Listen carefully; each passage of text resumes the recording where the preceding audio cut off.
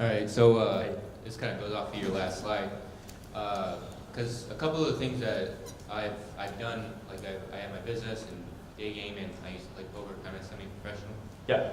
Each of those aspects took a couple of years of commitment and like insane dedication Yes. to get good, and so it takes like a lot of learning, and just what you said, a lot of learning, dedication.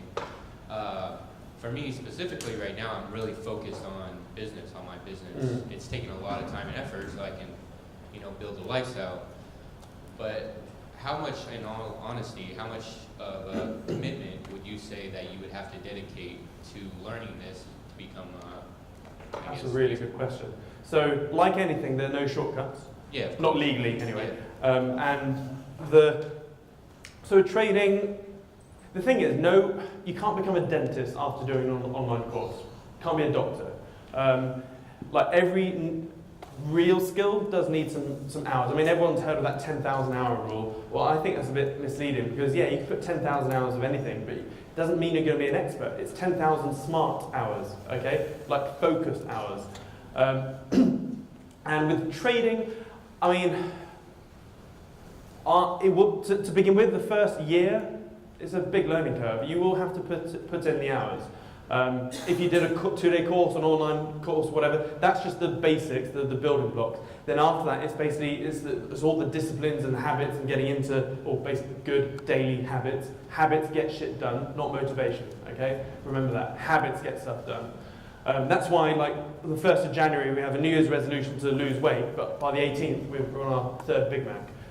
Motivation is temporary. Habits get stuff done. So yeah, you need the good habits.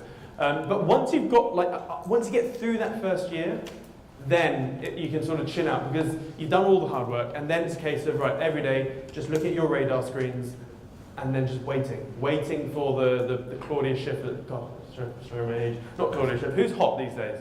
Taylor Swift. Oh, I like a bit Tay-Tay. Just wait until Tay-Tay comes along, and take her. Or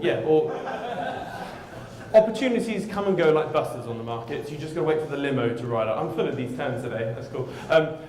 Does that sort of help? Yeah, so yeah. It's I don't want to sugarcoat this. No, you need and that's to what I immerse wanted to yourself. hear. So it'd be just like any other skill where it takes a year to 2 years to get good. And then I guess the second part of my question would be, if somebody doesn't necessarily have the time, would you say wait till you do have the time? Correct. Okay. Yeah. For you right now, I would focus on business. Okay. Honestly,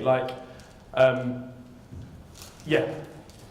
As I said, it's the best asset by far because you can generate your targets so damn quick. It's like whether it's $5 grand a month or 10 grand a month, whatever, you can generate that really fast. Yeah. And then once you're comfy and you have a team in place, so like Ryan correctly said, you're not a one-man island. Like if you are able to jet across the world and chill out on beaches and stuff, it's because you have a whole infrastructure behind you doing the work, doing the stuff, maintaining the systems. And any asset out there, any passive asset, can very quickly turn into a liability.